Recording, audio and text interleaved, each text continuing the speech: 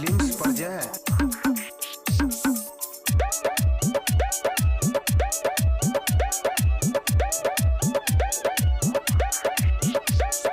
कवने बिरछिया चिराई खोतवा लगवलू जाके, कवने बिरछिया चिराई खोतवा लगवलू जाके, सुन के अंगना हमारे हो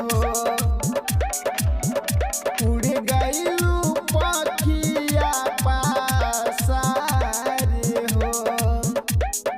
Music by Angie.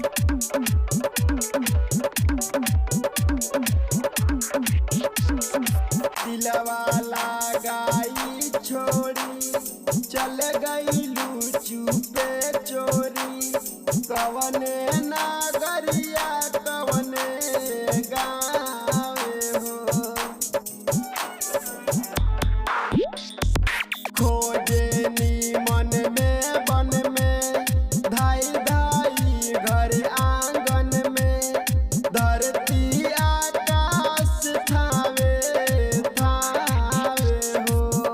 देखे ना पाता गईलू कहवा ना पाता भैलू, देखे ना पाता गईलू कहवा ना पाता भैलू, हो गईलू कहवा तू फरारी हो उड़ गईलू पखिया पासारी हो। शमशाद रिकॉर्डिंग स्टूडियो मेघवल मठिया।